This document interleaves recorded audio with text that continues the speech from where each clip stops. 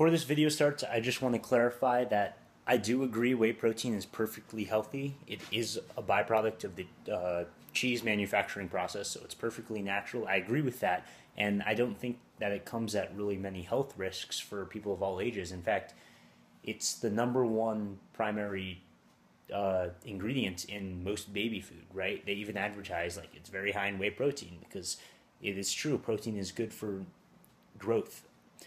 But that's not the problem that I have with whey protein. So here are my thoughts on it. So I just recently was asked this question regarding whey protein, and I hear all the time people at school talking about whey protein, how much whey protein they take, and how come they're not seeing their gains because, oh, maybe you're not taking whey protein, just all sorts of stuff like this. And I have very specific opinions about whey protein. And one, I don't encourage taking whey protein, and two, I don't take whey protein myself, of course. And here are a few reasons why, okay? First of all, as students, whey protein is not the cheapest thing. So I just pulled up this off of Amazon, just standard whey protein right there.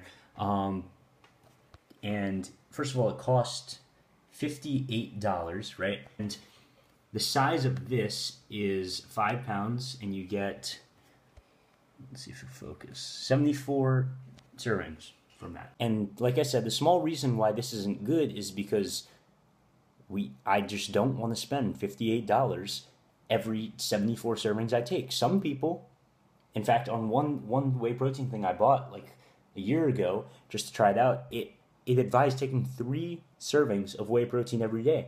And you can do the math, but 74 divided by 3, that many days. Every time you go through that many days, you have to spend another $58 to achieve your gains, as people hypothesize. But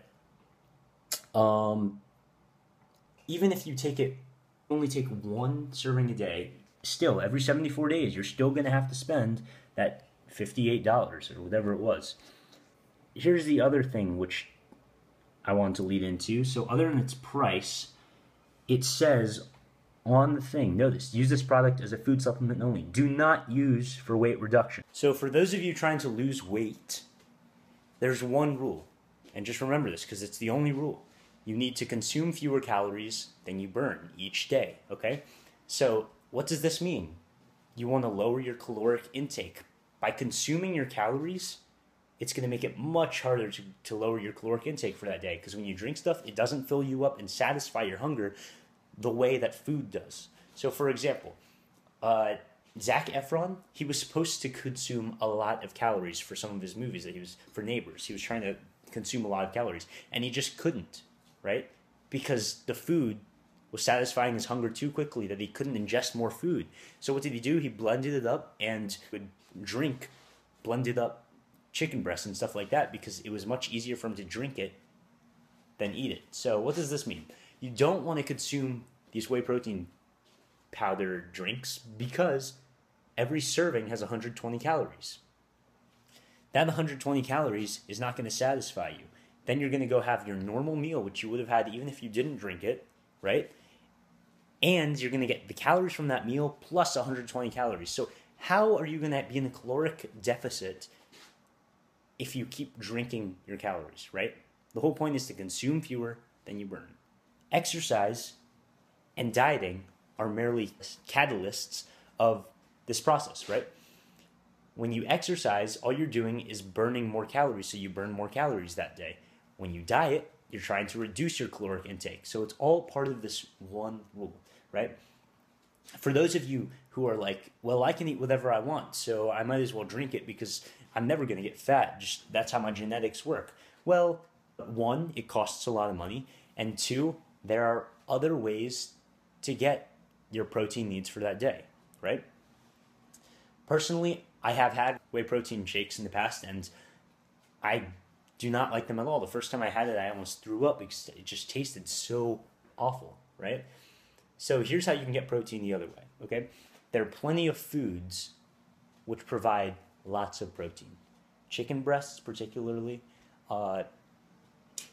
porks, steaks, beefs, like all of that stuff has lots of protein in it. Other things that don't even involve meats, eggs, tofu, dairy products, and all these things taste much better. So I'd rather be eating food which I like and getting the protein which I need for the day. If you're still like, I still need more protein, I might as well just ingest it because I'm not going to get fat. Remember, this is only for people who are not trying to lose body fat.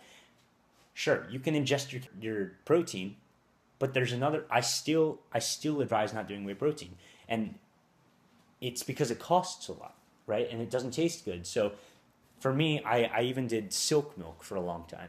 I ingested soy milk because it tasted a lot better. I used to add some just chocolate powder to it just to make it taste better. It tastes a lot better than these things. And 8 fluid ounces of this silk milk, which I was taking or drinking, I wasn't even taking it. I would just call it drinking. Every 8 fluid ounces has 8 grams of protein. And 8 fluid ounces is really not a lot, right? So I would drink 3 of those, 3 glasses of that, or just 2 glasses, right? 24 fluid ounces, I'd still get 24 grams of protein, which, if you remember, is the exact same amount of whey protein in one serving of that. And it tastes much better, and it's much cheaper. So for those of you who still think you're not getting enough protein and you're trying to gain weight, there are alternatives. And for those of you who are trying to lose fat, don't drink your calories. Whey protein is just another way to drink your calories, right? Just remember the rule. Consume fewer calories than you burn each day, and you will lose body fat.